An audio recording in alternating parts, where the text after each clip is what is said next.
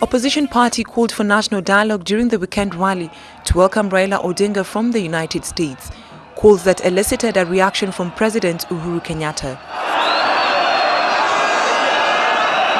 Ndani ya siku 60, siku ya Sabasaba, mpaka tuketi chini sisi kama Wakenya na kuanza kuzungumza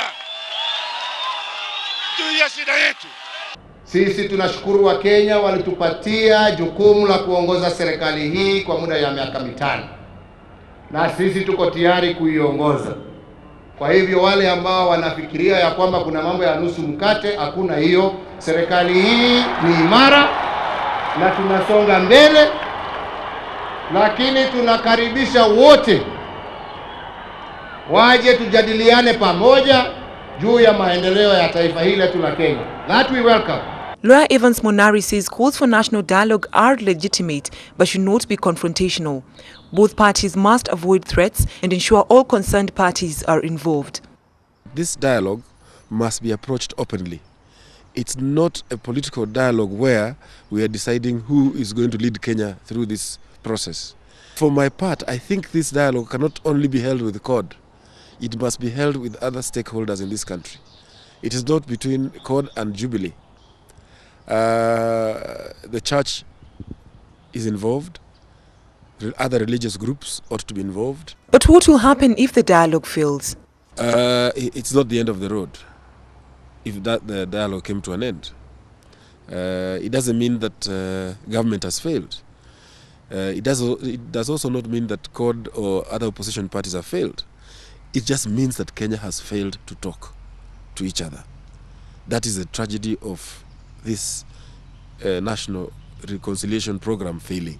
We must blame all of ourselves if we don't find the solutions. And are we going to find solutions in one day? I don't think so. It will take a while. So even when you come with the rules, they must be structured in such a way that we have a beginning, we move sequentially towards solutions.